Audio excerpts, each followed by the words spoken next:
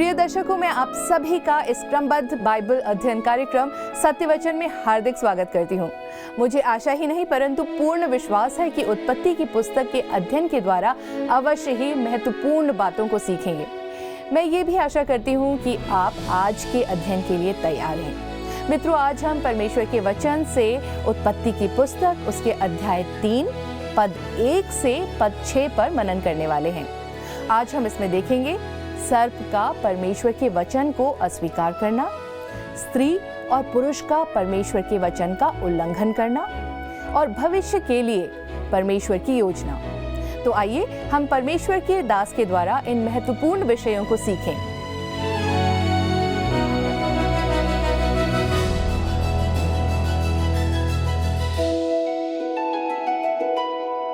प्रिय दर्शकों, आप सभी को जय मसीह की और एक बार पुनः आपका सत्यवचन के प्रसारण में स्वागत है। आइए हम अपने अध्ययन में आगे बढ़ते हैं और उत्पत्ति की पुस्तक के तीसरे अध्याय से अपना अध्ययन आरंभ करते हैं, जिसका मुख्य विषय या शीर्षक है सर्प का परमेश्वर के वचन को अस्वीकार करना, स्त्री और पुरुष का परमेश्वर के वचन का उल्लंघन करना, भविष्य के लिए परमेश्वर की योजना, छुटकारे के सिद्धांत का परिचय आदि। ये सारे विषय हम इस अध्याय में देखेंगे।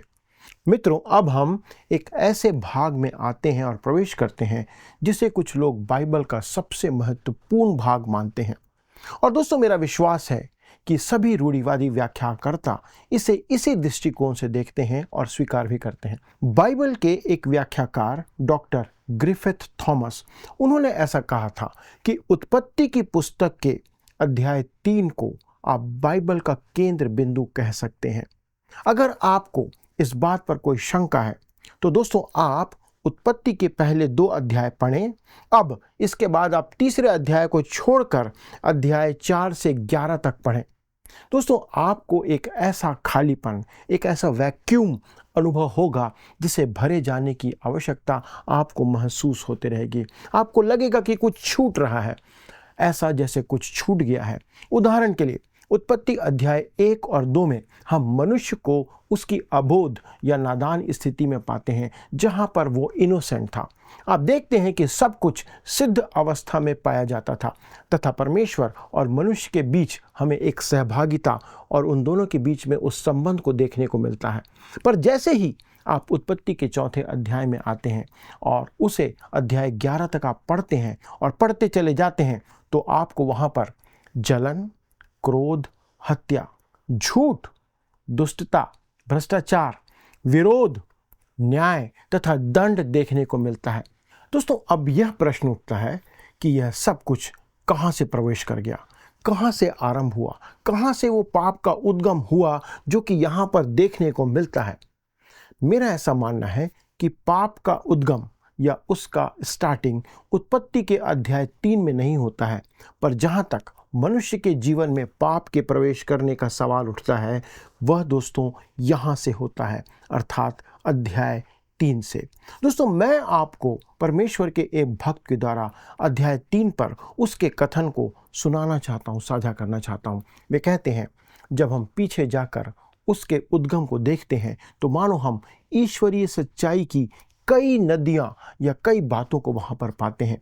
यहाँ पर एक महान नाटक का आरंभ होता है जो मानव इतिहास के रंगमंच पर खेला गया और अभी उसे 6000 वर्ष भी पूरे नहीं हुए हैं। यहाँ पर हम वर्तमान समय में पाप में गिरने और हमारे समय के लोगों के विनाश का ईश्वरीय स्पष्टीकरण पाते हैं।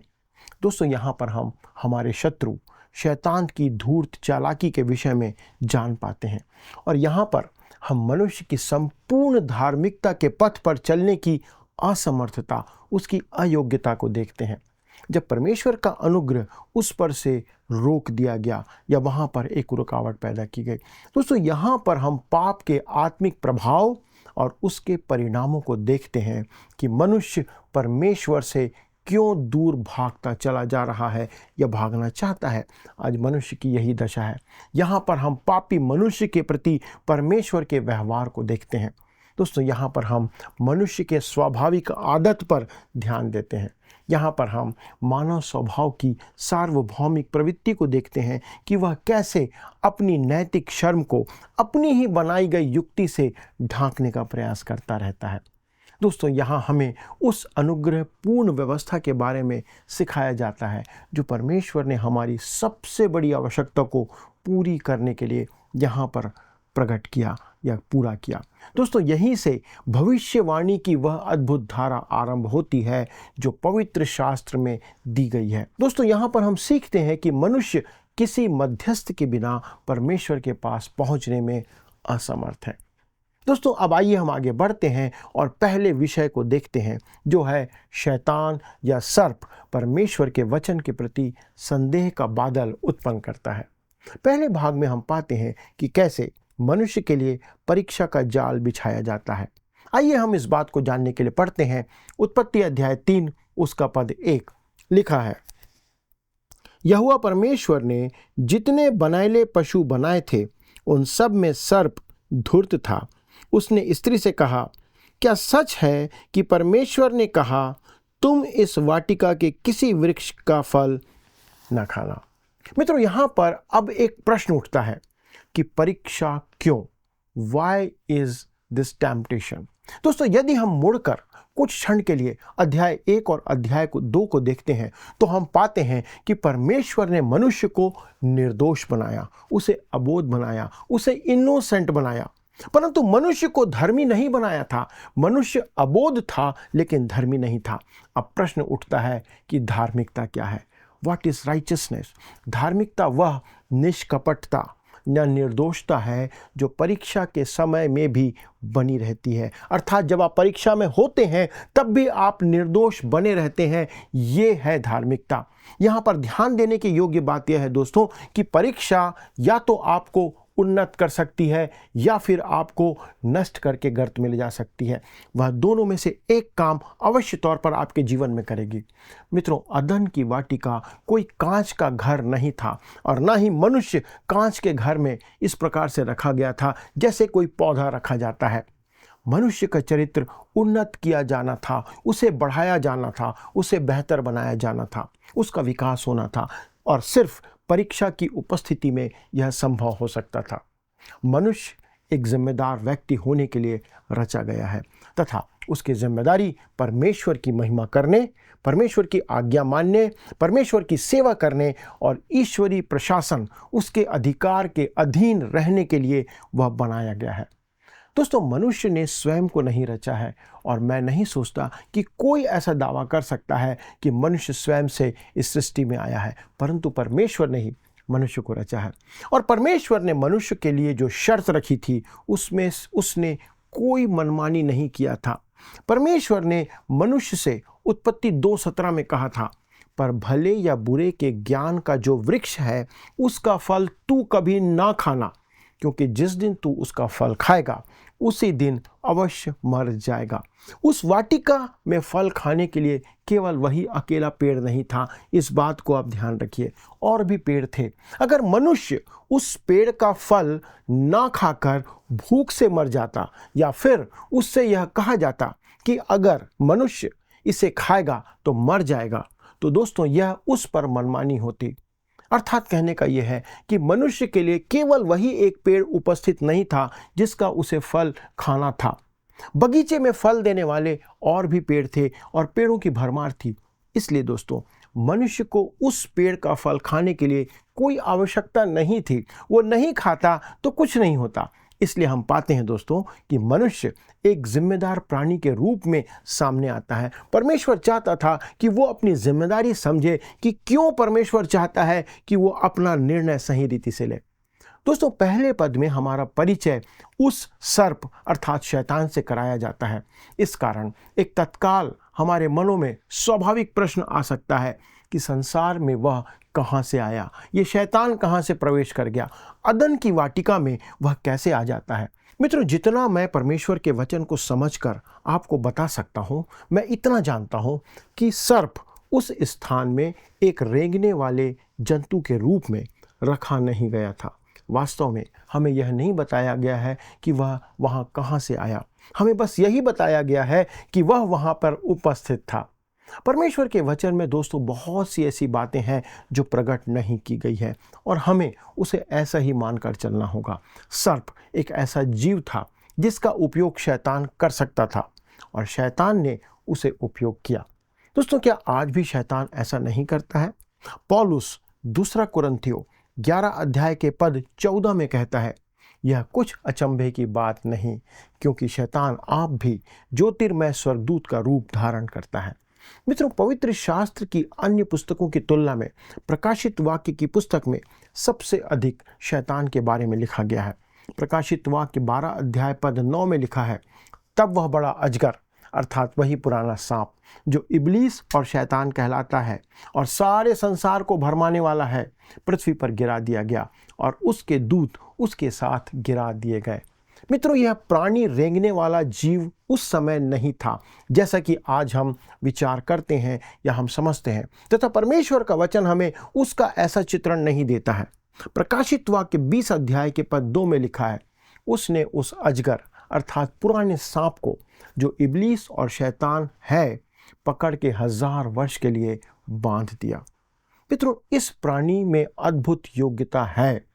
उत्पत्ति की पुस्तक में उसकी रचना या उद्गम का कोई उल्लेख नहीं किया गया है, परंतु दोस्तों मेरा विश्वास करें कि यशायाह की पुस्तक 14 अध्याय और यहेजकेल 28 अध्याय में हमें इस प्राणी के उद्गम के बारे में बताया गया है और यह भी कि वह कैसे इस प्रकार का प्राणी बन गया, वह कैसे ऐसा बना। अब आइए दोस्तों हम आगे बढ़ते हैं और उत्पत्ति 3 अध्याय के पद 2 और पद 3 को पढ़ते हैं। यहाँ पर लिखा है, स्त्री ने सर्प से कहा, इस वाटिका के वृक्षों के फल हम खा सकते हैं, पर जो वृक्ष वाटिका के बीच में है उसके फल के विषय में परमेश्वर ने कहा है कि ना तो तुम उसको खाना और ना उसको छूना, नहीं तो मर जाओगे। दोस्तों, अब प्रश्न एक और आता है सामने कि संसार में शैतान स्त्री के पास ही क्यों गया, वह पुरुष के पास क्यों नहीं गया? कारण है दोस्तों कि जब परमेश्वर ने आदम को रचा था, सुनिएगा ध्यान से, जब परमेश्वर ने आदम को रचा था तब परमेश्वर ने उसे यह आज्ञा दिया था, वह वाटिका के वृक्ष के सभी फल खा सकता है, परंतु इस वृक्ष के फल को खाने के लिए उसे मना किया था। स्त्री की रचना बाद में की गई थी और उसे इस आज्ञा की जानकारी परमेश्वर से नहीं आदम के द्वारा प्राप्त हुई। इस कारण सर्प सबसे पहले स्त्री के पास गया और दोस्तों मेरा मानना है कि ये स्त्री पुरुष से उत्तम बनाई गई है, अर्थात उसके स्वभाव में करुणा और सहानुभूति पुरुष से अधिक है, पुरुष से ज़्यादा है। संभवतः दोस्तों वह सुझाव देने और सुझाव लेने के प्रति पुरुषों की तुलना में अधिक सक्षम है। परमेश्वर ने स्त्री को ऐसा बनाया है और वास्तव में दोस्तों मेरा विचार है कि स्त्री का स्वभाव पुरुष की तुलना में अधिक जिज्ञासु होता है। स्त्रियां गलत शिक्षाओं, पंथों और धार्मिक बातों के समूह के प्रति अधिक जिज्ञासु होती है, वो उसके प्रति अधिक आकर्षित होती है, वो अधिक से अधिक जानना चाहती है। दोस्तों वास्तव में बहुत से मतों, पंथों और धार्मिक संस्थानों को केवल स्त्रियों ने ही आरंभ किया है, उनके दिमाग से उन्होंने इसे आगे बढ़ाया है। शैतान जानता था कि वह क्या कर रहा है, वो बहुत समझदार और बुद्धिमान है। कृपया ध्यान दीजिए कि उसने क्या किया यहाँ पर। जब वह आया तो उसके पास धूर्तता से तैयार की गई एक योजना थी, एक स्ट्रेटेजी थी। उसने स्त्री से ऐसा पूछा जिसने परमेश्वर के वचन के प्रति संदेह उत्पन्न कर दिया, क्या परमेश्वर ने ऐसा कहा है कि तुम वाटिका के किसी भी वृक्ष का फल ना खाना? दोस्तों उसने हवा के मन में एक संदेह उत्पन्न किया और उसकी जिज्ञासा को उत्तेजित कर दिया। तब हवा ने तत्काल उत्तर दिया, वाटिका के वृक्षों के फल तो हम खा सकते हैं, परंतु इस वृक्ष के लिए परमेश्वर ने कहा है कि ना तो उसमें से खाना और ना उसे छूना, नहीं तो मर जाओगे। दोस्तों यहाँ पर स्त्री ने उस बात को, उस आज्ञा को बढ़ा चढ़ा कर कहा। परमेश्वर ने सिर्फ इतना कहा था, इस वृक्ष के फल को ना खाना, परंतु उसने उसमें उसे ना छूना जोड़ दिया। दोस्तों अब हम आते हैं उस बात पर जो प्रकट करता है सर्प परमेश्वर के वचन का इनकार करता है, उसको डिनाय करता है। आइए इस बात को जानने के लिए हम पढ़ते हैं पद 4 और पद 5। लिखा है, तब सर्प ने स्त्री से कहा, तुम निश्चय ना मरोगे, वरन परमेश्वर आप जानता है कि जिस दिन तुम उसका फल खाओगे उसी दिन तुम्हारी आंखें खुल जाएंगी और तुम भले बुरे का ज्ञान पाकर परमेश्वर के तुल्य हो जाओगे। मित्रों, यहाँ पर हम देखते हैं कि तुम नहीं मरोगे कहने के स्थान पर शैतान ने बहुत प्रभावपूर्ण शब्दों में इस बात को कहा, तुम निश्चय नहीं मरोगे। दोस्तों, ऐसा क्यों? वह पूर्ण तथा असंभव है। दोस्तों, उसने परमेश्वर के प्रेम और भलाई पर प्रश्न उठाते हुए कहा, यदि परमेश्वर भला होता, वो कहना चाह रहा था कि यदि परमेश्वर भला होता तो यह पाबंदी वह क्यों लगाता, क्यों तुम्हारे लिए वो रोड़ा उत्पन्न करता? तुम नहीं मरोगे, इस बात में निश्चित हो जाओ। यह कह करके सर्प परमेश्वर की धार्मिकता पर, परमेश्वर की राइचियसनेस पर प्रश्न उठाता है तथा यह कह करके कि परमेश्वर आप जानता है कि जिस दिन तुम उसका फल खाओगे उसी दिन तुम्हारी आंखें खुल जाएंगी और तुम भले बुरे का ज्ञान पाकर परमेश्वर के तुल्य उसके बराबर हो जाओगे। मित्रों, उसने परमेश्वर की पवित्रता पर भी यह कहकर प्रश्न उठाया। हव्वा ने परमेश्वर के वचन में अपनी ओर से कुछ जोड़ने की गलती की दोस्तों, और उदारवादी और नास्तिक लोग परमेश्वर के वचन से केवल कुछ बात लेते हैं और कुछ बात छोड़ देते हैं, और परमेश्वर ने इसके विरुद्ध मनुष्यों को चेतावनी दी है। अनेक पंथ और कुछ कट्टरपंथी लोग परमेश्वर के वचन में कभी कभी कुछ जोड़ देते हैं और परमेश्वर ने हमें इन सब बातों के विरुद्ध में चेतावनी दिया है। कुछ लोग आज कहते हैं कि वे व्यवस्था के द्वारा बचाए गए हैं और वे वाद विवाद करते हुए कहते हैं कि हाँ, विश्वास के द्वारा से हम उद्धार पाते हैं, पर उस विश्वास के द्वारा वे कुछ कर्म उसमें जोड़ देते हैं। वे मान के चलते हैं कि विश्वास केवल नहीं परंतु उसके साथ हमें कुछ और करना पड़ेगा, और इस प्रकार वे परमेश्वर की योजना को विफल करते हैं। वे किसी भी बात को उसके साथ जोड़ने के लिए, परमेश्वर के वचन में जोड़ने के लिए तैयार रहते हैं।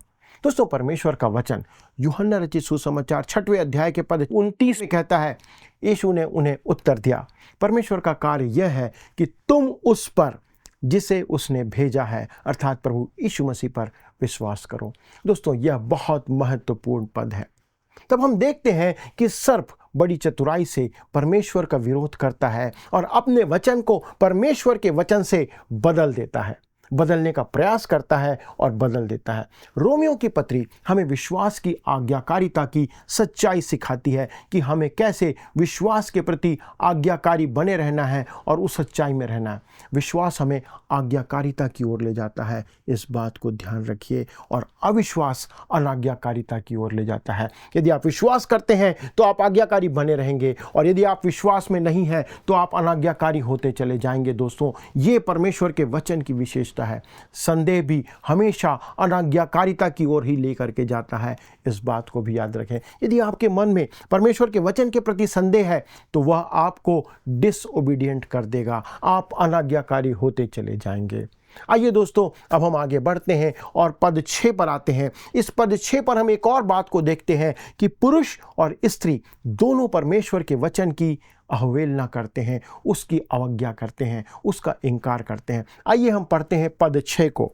लिखा है, अतः जब स्त्री ने देखा कि उस वृक्ष का फल खाने के लिए अच्छा और देखने में मनभाऊ और बुद्धि देने के लिए चाहने योग्य भी है, तब उसने उसमें से तोड़कर खाया और अपने पति को भी दिया और उसने भी खाया।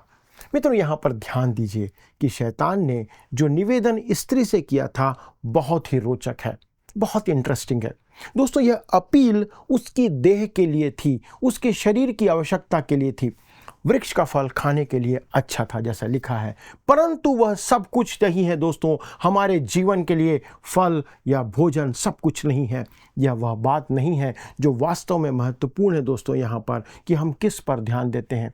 और कहता है वह देखने में मन भाव था, आंखों को बहुत अच्छा लगता था। यह उसके देह से एक अपील थी, एक निवेदन तो थी कि साथ ही साथ वह मनुष्य के मनोवैज्ञानिक भाग पर जो वो विचार करता है वहाँ पर उसके दिमाग से भी की गई एक अपील थी कि वो वैचारिक तौर पर सोचे कि क्या ये वाकई में मेरे लिए आवश्यक है या नहीं है। तथा जब वह कहता है कि बुद्धि देने के लिए चाहने योग्य भी है, तो दोस्तों यह मनुष्य के धार्मिक पक्ष से की गई एक अपील थी। तो आप पाते हैं कि शैतान यहाँ पर इन 3 प्रकार से मनुष्य के ऊपर उसको एक अपील करता है, उससे निवेदन करता है और उसको प्रभावित करने का प्रयास करता है। मित्रों, आपको याद होगा कि शैतान ने मत्ती 4 अध्याय, मरकुस 1 अध्याय और लूका 4 अध्याय में प्रभु यीशु मसीह के सामने जब वह जंगल में बिल्कुल अकेला था, इसी प्रकार की परीक्षा लाई थी। दोस्तों, उसने सबसे पहले प्रभु यीशु मसीह से कहा, इन पत्थरों से कह दे कि ये रोटियां बन जाएं। दोस्तों, यह उसकी देह से एक अपील थी, देह की परीक्षा थी। जैसे कि वह वृक्ष भोजन देने के लिए अच्छा था, वहां पर शैतान यही तरीका अपनाता है। तब शैतान ने प्रभु यीशु मसीह को संसार का वैभव दिखाकर उसे देने के लिए कहा, और यहाँ पर यह अपील उसके मन, उसके मस्तिष्क के लिए थी। जिस प्रकार उस वृक्ष का फल आंखों के लिए लुभावना था, आज हम संसार की चीज़ों को देखकर आकर्षित होते और परीक्षा में पड़ जाते हैं। और अंत में शैतान ने प्रभु यीशु मसीह से कहा, अपने आप को मंदिर के कंगूरे से गिरा दे। दोस्तों, यह निवेदन मनुष्य के आत्मिक भाग से उसके धार्मिक भाग के ऊपर प्रहार था। जिस प्रकार वृक्ष का फल बुद्धिमान बनाने के लिए चाहने योग्य था। दोस्तों, मुझे नहीं लगता कि शैतान ने आज भी अपना तरीका, अपनी स्ट्रेटेजी बदल दिया है। वह आज भी आपके और मेरे जीवन में उसी तकनीक का उपयोग करता है, क्योंकि वह आज भी कारागार और प्रभावशाली तकनीक है। उसे अपनी तकनीक बदलने की आवश्यकता नहीं है, क्योंकि हम सभी उसमें गिर जाते हैं, उस तकनीक में हम फंस जाते हैं और हम पाप में पड़ जाते हैं। 1 यूहन्ना अध्याय 2 पद 16 में यूहन्ना कहता है, क्योंकि जो कुछ संसार में है, अर्थात शरीर की अभिलाषा, आंखों की अभिलाषा और जीविका का घमंड, वह पिता की ओर से नहीं परंतु संसार की ओर से है। दोस्तों, संसार के अंदर यही सब चीज़ें पाई जाती हैं। शरीर की अभिलाषा का अर्थ है उस वृक्ष का फल खाने के लिए अच्छा था। आंखों की अभिलाषा का अर्थ है उस वृक्ष का फल देखने में मन भावन था। और जीविका का घमंड का अर्थ है उस वृक्ष का फल बुद्धि देने के लिए चाहने योग्य भी है। दोस्तों, ये बातें पिता की ओर से नहीं है परंतु संसार की ओर से है। यही वह स्थान है दोस्तों, जहां शैतान अपने निवेदन रखते हुए प्रहार करता है। यही वह पद्धति है जिसका वह उपयोग करते आ रहा है और आज भी करता है, ताकि मनुष्य तक पहुंचकर उसे परमेश्वर से दूर कर सके, और वह उसमें सफल होता चला जा रहा है। आदम और हवा को कहा गया था कि वे भले और बुरे का ज्ञान प्राप्त करेंगे। तब क्या हुआ? अब हमारे पास दोस्तों मनुष्य के पाप में गिरने के बाद के परिणाम हमें दिखाई देते हैं, कि हम देख सकते हैं कि मनुष्य पाप में गिर करके किस दशा में पहुंच गया है। मनुष्य आज पाप की दशा में है और उसे उससे बाहर निकलने के लिए किसी ऐसे मनुष्य की आवश्यकता है जो पाप से परे है, पाप से दूर है, जिसमें पाप नहीं है, पाप से वह बाहर है, वह पाप पर जयवंत है और जो पापों को क्षमा करने की सामर्थ्य रखता है। आज मनुष्य को पाप से दूर होने के लिए ऐसे एक मनुष्य की आवश्यकता है। और दोस्तों, पूरे संसार, पूरे ब्रह्मांड में, पूरे कायनात में केवल एक ही नाम है जो ऐसा करने की योग्यता और सामर्थ्य रखता है, और वो है प्रभु यीशु मसीह। आइए दोस्तों, हम उस प्रभु यीशु मसीह को धन्यवाद दें, क्योंकि उसने आपके और मेरे लिए इस बात को संभव बना दिया है कि आज हम प्रभु यीशु मसीह के द्वारा से परमेश्वर के निकटता में जा सकते हैं। पाप का प्रभाव हमारे ऊपर से वो हटा करके अपने ऊपर ले लेता है। वो ऐसा प्रेमी परमेश्वर है। आइए प्रार्थना करें। हमारे स्वर्गीय पिता, हम धन्यवाद देते हैं प्रभु इस सुंदर अध्ययन के लिए, जो प्रकट करता है प्रभु कि आप हमसे ऐसा प्रेम करते हैं कि आपने हमारे लिए उस परिस्थिति में, जब हमने पाप किया, हमारे आदि माता पिता ने पाप किया और वे शैतान के उस जाल में फंस गए, प्रभु आपने मनुष्य को वैसे ही नहीं छोड़ा, परंतु आपने उसका हल निकाला। उसके लिए प्रभु जी आपने कार्य किया, परिश्रम किया, प्रभु यीशु क्रिस्त को इस संसार में भेजा और प्रभु अनंत जीवन के लिए उसे क्रूस पर बलिदान किया। और इतना ही नहीं प्रभु, आपने उसे उस मृत्यु पर जयवंत करके प्रभु एक जयवंत मनुष्य बना दिया। एक जयवंत ईश्वर हमारा परमेश्वर है, प्रभु यीशु ख्रीस्त है, जो हमें उस पाप की दशा से निकालने में सक्षम है। प्रभु धन्यवाद देते हैं कि आज हम उस नाम को जानते हैं जो हमारा प्रभु यीशु मसीह है। पिता, हमारी प्रार्थना है, इस समय मेरी प्रार्थना है प्रभु, कि जितने लोग इस वचन को सुन रहे हैं, अनुग्रह करना कि वो प्रभु यीशु मसीह के नाम पर विश्वास करें और पाप के दंड से, पाप के परिणाम से बच जाएं। धन्यवाद देते हैं पिता, प्रार्थना सुनने के लिए प्रभु यीशु ख्रिस्त के नाम से मांगते हैं, आमीन। दोस्तों, मुझे पूरा विश्वास है कि आज का अध्ययन भी आपके लिए आशीष का कारण रहा होगा। अगले प्रसारण में हम आगे बढ़ेंगे और जानेंगे कि इसके बाद जो घटनाएं हैं उसके द्वारा परमेश्वर हमें क्या शिक्षा देना चाहता है। प्रभु आप सभी को आशीष दे। प्रिय मित्रों, मुझे आशा है कि आप सब ने आज के अध्ययन के द्वारा अवश्य ही मनुष्य के पतन के बारे में बहुत सी महत्वपूर्ण बातों को सीखा है और आप आशीषित भी हुए हैं। मित्रों, आज के अध्ययन में हमने सर्प का परमेश्वर के वचन को अस्वीकार करना, स्त्री और पुरुष का परमेश्वर के वचन का उल्लंघन करना और भविष्य के लिए परमेश्वर की योजना एवं छुटकारे के सिद्धांत के बारे में सीखा। हमने देखा कि कैसे शैतान स्त्री को परमेश्वर की आज्ञा न मानने के लिए प्रोत्साहित करता है। आज हमें सचेत रहने की जरूरत है कि कहीं आज भी हम शैतान के द्वारा बहकाए तो नहीं जा रहे हैं। तो आइए हम सब परमेश्वर के वचन में बने रहें और उसी में स्थिर रहें। आइए अब हम प्रश्नों को देखते हैं। पिछले प्रश्न का उत्तर है बी 930। शारीरिक तौर से आदम की मृत्यु 930 वर्षों तक नहीं हुई। आज के अध्ययन पर आधारित प्रश्न है, क्या शैतान स्वर्गदूत का रूप धारण कर सकता है? ए शायद, बी कभी नहीं, सी संभव है या डी कर सकता है।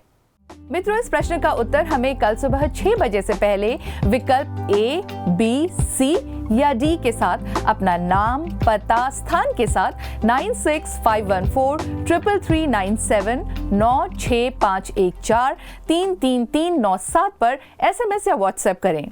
मित्रों, यदि आप इस अध्ययन को दोबारा सुनना चाहते हैं तो स्क्रीन पर दिए गए वर्ड रिसाउंड्स टुडे हिंदी लिखकर आप हमारे YouTube पर सुन सकते हैं।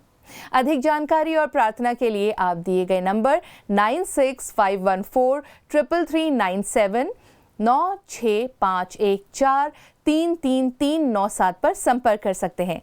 हमारे परामर्शदाता आपकी सहायता करने के लिए सदैव तत्पर हैं। प्रभु आपको आशीष दे। क्या आपको यह कार्यक्रम पसंद आया? अभी हमें एक मिस कॉल करें और आप अगले विजेता हो सकते हैं।